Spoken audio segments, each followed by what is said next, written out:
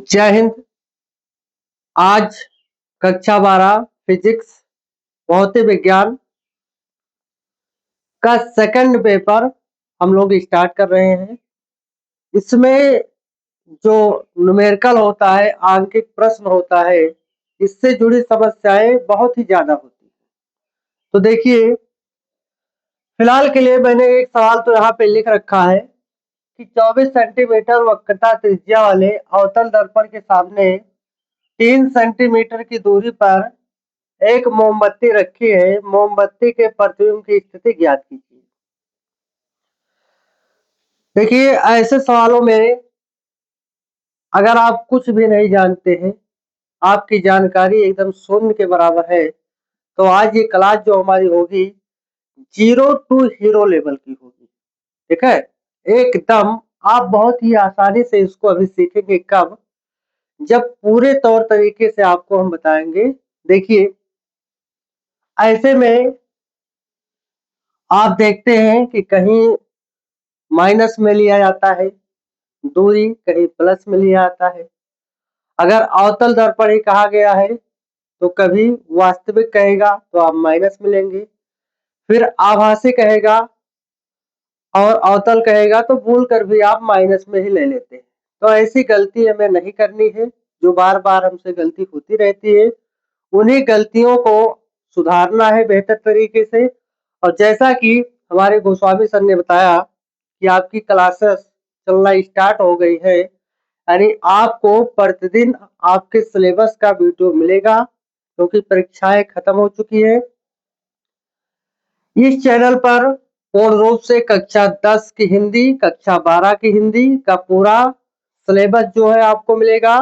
कक्षा 10 के science numerical, ये जो आपका अंकित प्रश्न है, और कक्षा 12 में भी जो आपका अंकित प्रश्न है, ये पहले आपको पढ़ाया जाएगा। उसके बाद में जो आपके महत्वपूर्ण डेरिवेशन होते हैं, जिसको सिद्ध करना होता है, सूत्र प्राप्त करते हैं, उसको पढ़ाया जाएगा। और मैं ही कक्षा 12 गणित का जो चैप्टर है, द्वितीय प्रश्न पत्र यानी समाकलन इंटीग्रेशन, उसको मैंने स्टार्ट कर दिया है। उसके लिए मैंने एक वीडियो बना करके डाला है, उसको आप देख लीजिए। दूसरी वीडियो भी वही चैप्टर का आज आपको मिलेगा। तो सबसे पहले आज हम शुरुआत करेंगे भौतिक विज्ञान फिजिक्स के अंतर्गत। तो सबसे पहले देखिए, जब ऐसे सवालों को बनाने की स्थिति आए तो आपको क्या करना है, थोड़ा समझ लेना है। आप समझ जाएंगे तो जितने भी सवाल है सब कर लग जाएंगे। आपके पहले चैप्टर में कक्षा 12 के जो प्रकाश की है लेसन, उसमें सिर्फ आपका 10 सवाल दिया गया है। कितना है? 10 न्यूमेरिकल है। एक मैं आज आपको लगा करके बताऊंगा। अगर तौर तरीका आप जान जाएंगे तो 9 जो बचेगा स्वयं अपने आप लगा लेंगे। अगर नहीं लगा पाएंगे तो ऐसा नहीं कि मैं एक भी सवाल को छोड़ूंगा, नहीं, पूरे सवालों का जो सॉल्यूशन है, हल है, मैं आपको दूंगा। ठीक है, तो देखिए, चिन्ह पर पार्टी के अनुसार हम बात करेंगे किसकी। यहाँ पे विशेष आपको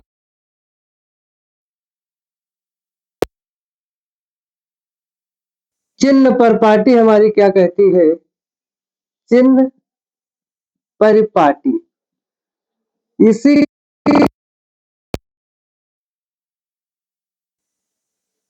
अवतल दर्पण की बात अगर हम करें, किसकी? अवतल दर्पण की। तो अवतल दर्पण में क्या होता है, कौन सी दूरियां कैसे ली जाती है, ये आज हम सीखेंगे। अगर V आपका है, U है और F है, ये कैसे हमारा काम करता है, चिन्ह के अनुसार क्या लिया जाता है। ये जो B है हमारा, इसको कहते हैं प्रतिबिंब की दूरी। क्या कहते हैं? प्रतिबिंब की दूरी है ये B। U आपका क्या है? ये वस्तु की दूरी होता है। किसकी दूरी? वस्तु की। और जो F हमारा है, ये फोकस दूरी होता है। क्या होता है? फोकस दूरी होता है। अब इसमें ये कब हम माइनस लेंगे? कब प्लस लेंगे ये आप जानिए। जब सवाल में आपके कहता है, क्या कहे, वास्तविक, कैसा प्रतिबिंब कहे, वास्तविक प्रतिबिंब कहे, वास्तविक प्रतिबिंब, तो निशान आपका क्या होगा, माइनस होगा। अगर आभासी कहता है, क्या कहता है, आभासी प्रतिबिंब कहता है सवाल में आपके, तो ये आपका कैसे हो जाएगा, चिन्ह प्लस में हो जाएगा। यही आपको ध्यान देना है। प्रतिबिंब की दूरी लिखने का तौर तरीका क्या है, अगर वास्तविक प्रतिबिंब कहता है तो माइनस में लेंगे, आभासी प्रतिबिंब कहता है तो किस में लेंगे, प्लस में लेंगे। और जब ऐसा कुछ भी नहीं कहता है, ना तो वास्तविक कहता है ना आभासी कहता है, और अवतल दर्पण की बात की जाए, मैंने क्या बोला कि ना तो वास्तविक हो और ना ही आभासी हो, सिर्फ आपका क्या हो, अवतल दर्पण की बात की गई हो, और प्रतिबिंब की दूरी हमें निकालना हो तो किसमें, माइनस में बनता है। किसमें बनता है, माइनस में। अब देखिए, वस्तु की दूरी u, वस्तु की दूरी u जो होती है भाई साहब, ये सदैव माइनस में होता है, सदैव ऋणात्मक होता है। ठीक है, प्लस का मतलब धनात्मक, माइनस का मतलब ऋणात्मक होता है। तो ये सदैव आपका किसमें रहेगा, माइनस में ही रहेगा, चाहे आपका उत्तल दर्पण हो या अवतल दर्पण हो या किसी लेंस की बात की गई हो, ये सब में क्या होता है, माइनस ही होता है। और फोकस दूरी की बात करें तो ये किसमें होता है, ये ऋणात्मक होता है। कैसा होता है, ऋणात्मक होता है, क्योंकि माइनस का मतलब क्या है, ऋणात्मक, ये होता है। अब ये कैसे होता है ये आपको ध्यान देना है, क्योंकि यह दर्पण के सामने सब होती है। ये क्या होता है, लिख सकते हैं हम, ये कैसे होता है, क्योंकि यह सब चिन्ह पर पाटी के अनुसार ये सब किसमें होता है, दर्पण के सामने होती है, क्योंकि यह दर्पण के सामने वस्तु होती है, वस्तु होती है। देखिए, अब अगर आपको दूरियां पता चल गई हैं कि V आपका प्रतिबिंब, U आपका वस्तु, F आपका फोकस दूरी, कैसे लेना है, किस चिन्हों के साथ में लेना है, तो आप बड़े ही आसान तरीके से इसको आप सरल कर सकते हैं। अब बात आए अगर अवतल दर्पण की, ये तो उत्तल का है, इसका एक बार आप लोग स्क्रीनशॉट ले लीजिए, ताकि दोबारा जब आप सवाल लगाएं तो आप देख सके कि कौन सी दूरी हमें धनात्मक लेनी है और कौन सी दूरी हमको ऋणात्मक लेनी है, ये आपको आना चाहिए। अगर यही हम बात करें अवतल की, हो गई, उत्तल की बात करेंगे। उत्तल दर्पण की अगर बात करें हम, उत्तल दर्पण की बात करें तो भाई साहब इसमें प्रतिबिंब और वस्तु और फोकस दूरी, प्रतिबिंब, फोकस दूरी और वस्तु, ऐसे लिखिए। तो जो प्रतिबिंब और फोकस दूरी है ना, ये दोनों कैसे होंगे, प्लस में होंगे, दोनों ही कैसे होंगे, धनात्मक होंगे। क्यों, क्योंकि इसमें वस्तु जो होती है दर्पण के पीछे स्थित होती है। इसमें क्या होता है, वस्तु, भाई साहब, वस्तु दर्पण के पीछे स्थित होती है, पीछे होती है, इसलिए इसमें हम उत्तल दर्पण में प्रतिबिंब और फोकस दूरी सदैव किस में लेते हैं, धनात्मक लेते हैं, प्लस के साथ में लेते हैं। और वस्तु की दूरी कैसी होती है, ये ऋणात्मक होता है। कैसे होता है, ऋणात्मक। मैंने क्या भी बोला था कि वस्तु U की ही दूरी है तो चाहे उत्तल दर्पण हो या अवतल दर्पण हो, सब में किस में लेते हैं, माइनस में लेते हैं, ऋणात्मक में लेते हैं। अब आइए इसका स्क्रीनशॉट लीजिए, फिर आप ध्यान दीजिए सवाल की ओर। अब ये बेहतरीन तरीके से आपका तुरंत लगेगा। देखिए, सवाल लगाने से पहले आप लोग हल डालेंगे। क्या डालेंगे, हल। ये आपको करना पड़ेगा, हल डालना बहुत ही जरूरी है। आपकी आदतें अगर बनी रहेंगी तो बेहतर होगा। देखिए, 24 सेंटीमीटर वक्रता त्रिज्या, तो वक्रता त्रिज्या की बात की जा रही है, तो वक्रता त्रिज्या होता है, इसको हम लिखते हैं आर से। किससे लिखते हैं, आर से। वक्रता त्रिज्या आर के बराबर कितना है, 24 सेंटीमीटर। 3 सेंटीमीटर की दूरी पर एक मोमबत्ती रखी है, तो मोमबत्ती क्या आपकी एक वस्तु है। मोमबत्ती क्या भाई साहब, आपकी एक वस्तु है। तो वस्तु की दूरी जो होती है, वस्तु की दूरी, ये यू होता है, कितना है, 3 सेंटीमीटर।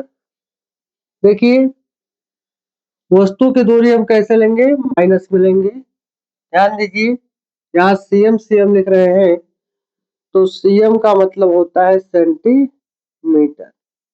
सीएम का मतलब क्या होता है, सेंटीमीटर। अब हमें मोमबत्ती के प्रतिबिंब की स्थिति ज्ञात करना है। प्रतिबिंब की दूरी निकालना है, तो प्रतिबिंब की दूरी, प्रतिबिंब की दूरी मैंने अभी बताया है कि b होता है। b का मान हमको ज्ञात करना। ये देखिए, u v और f में एक संबंध होता है। दर्पण सूत्र के लिए क्या लिखेंगे, दर्पण सूत्र। दर्पण सूत्र किसमें, किसके लिए, u v और f के लिए। ये होता है 1/f बराबर 1/b और प्लस 1/u। ये दर्पण सूत्र होता है। 1/f बराबर 1/b प्लस 1/u होता है भाई साहब। अगर यही लेंस कह दिया जाए, इसी को घुमा करके लेंस कह दिया जाएगा, तो क्या करना है, ये जो प्लस है बीच में, ये माइनस में हो जाएगा। जो प्लस है वो किस में हो जाएगा, सूत्र माइनस में। अब हम पहले फोकस दूरी निकालेंगे, तभी आपकी प्रतिबिंब की दूरी का पता चलेगा। तो फोकस दूरी एफ के बराबर होता है r/2। क्या होता है, r/2। अगर अवतल दर्पण है तो फोकस दूरी किस में होगा, माइनस में होगा। तो यह बराबर r का मान कितना है, r का मान है 24 और बटा 2। 24 का आधा कितना होता है भाई साहब, 12 होता है। तो यह बराबर कितना हो जाएगा, -12 सेंटीमीटर। अब हम इस,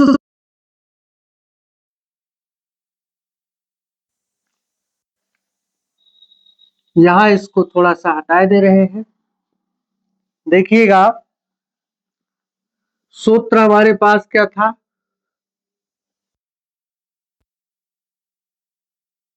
1/f बराबर 1/b और प्लस 1/u होता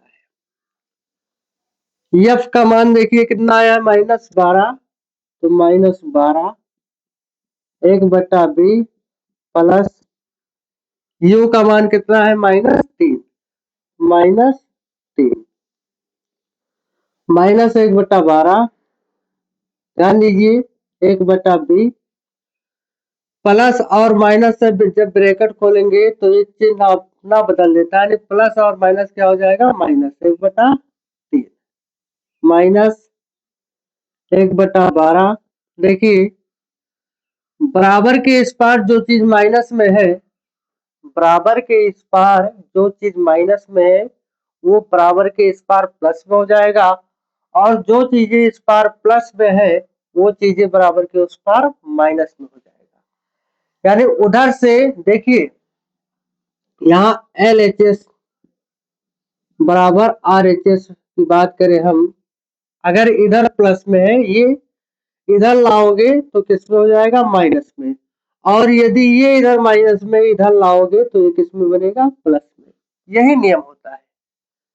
चिन्हों में परिवर्तन क्या होता है, बराबर के उस पार जो चीज माइनस में, बराबर के इस पार प्लस में, जो इधर प्लस में वो उधर माइनस में। अब देखिए जो यहाँ पे लिखा हुआ है -1/3 इधर लाएंगे तो +1/3 बराबर 1/b हो जाएगा। अब क्या करना है, कैंची गुणा करना है। जैसे देख लीजिए इधर 1/3 प्लस 1/2 लिखा है, तो कैंची गुणा का मतलब क्या होता है कि सदैव इस संख्या का गुणा हम इस संख्या से करते हैं और इस संख्या का वाले को नीचे से गुणा करते हैं, तो क्या बनेगा, 2 और 1 का गुणा 2 हो जाएगा। बीच में जो निशान होगा वही निशान का हम प्रयोग करेंगे। बीच में अगर प्लस है तो प्लस, माइनस है तो माइनस। तो प्लस है तो प्लस हो जाएगा, 3 एकम 3 हो जाएगा, और यहाँ नीचे गुणा करेंगे 3 2 का तो 2 तिहाई 6 हो जाएगा। ये होता है कैंची गुणा। इसी प्रकार से हम इसका भी गुणा करेंगे, तो 3 और 1 का गुणा करेंगे तो -3 प्लस 12 1 का गुणा करेंगे 12, 3 और 12 का गुणा यहाँ होगा तो 12 तिहाई 36, क्या है 1/b। 12 प्लस में 3 माइनस में, 12 में से 3 घटेगा 9 बचेगा, नीचे 36, 9 एक बार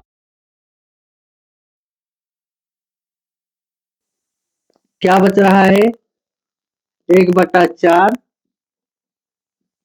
1/,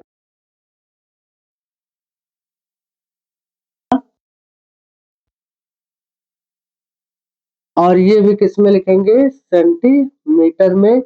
अगर cm लिख दोगे तब भी आपका क्या हो जाएगा, सेंटीमीटर। मान देखिए, यहाँ देखिए ये जो मान है 4 सेंटीमीटर आया है। कहाँ पे इसको हम लिख सकते हैं, प्लस में मान है तो लिख सकते हैं दर्पण के पीछे, दर्पण के पीछे। अच्छा, एक समस्या आपको और होती है, मैं जानता हूँ। कौन समस्या होती होगी कि सर सवाल देखकर लगा लेते हैं या फिर रट कर लगा लेते हैं, लेकिन कभी जब उत्तर आता है, हमारा आंसर आता है, तो समस्या यही हमसे होती है कि कहीं लिखा रहता है कि प्रतिबिंब दर्पण के पीछे बनेगा, कभी लिखा रहेगा दर्पण के आगे बनेगा, कभी दर्पण के सामने बनेगा, तो कभी प्रतिबिंब उल्टा बनेगा, कभी सीधा बनेगा, कभी वास्तविक एवं काल्पनिक होगा। उत्तर के बाद में ये सारी चीजें लिखी हुई होती है। तो एक बार हमारे साथ में जुड़ने की कोशिश कीजिए, जुड़िए, वीडियो को देखिए। कोई भी ऐसा शब्द नहीं मिलेगा जो सीधा आपके यहाँ दिमाग में न ठोका जाए मेरे भाई, ठीक है। पूरा का पूरा जो आपके पास समस्याएं हैं, आपके पूरा दिमाग में नोट करा न दे तो नाम बदल देना मेरा, ठीक है। क्या है कि ये जो सवाल है न्यूमेरिकल है, अंकित प्रश्न है, 10 है, ये करवा है, 9 बचा है, 9 का ही पहाड़ है, एक ही वीडियो में सारा हो जाएगा। लेकिन जो समस्याएं इस प्रकार की आ रही है, इस पर मैं एक वीडियो बनाऊंगा। इसलिए बनाऊंगा भाई कि ताकि जो चीजें कभी मैंने नहीं सीखा, हमारे अध्यापक ने नहीं सिखाया, उस चीज को मैं सीख करके आपको बेहतर सिखाऊंगा। अरे भाई मैं सीखा हुआ हूं मान लीजिए, उसके लिए एक वीडियो मुझको बनाना पड़ेगा। जैसे ही वीडियो पहुंचेगा आप उसको देखिएगा तुरंत, और अपने सहपाठियों में शेयर जरूर कीजिएगा, ताकि आपके साथ उनको भी अच्छी शिक्षा मिल सके। तो आज का वीडियो हमारा इतना ही, धन्यवाद।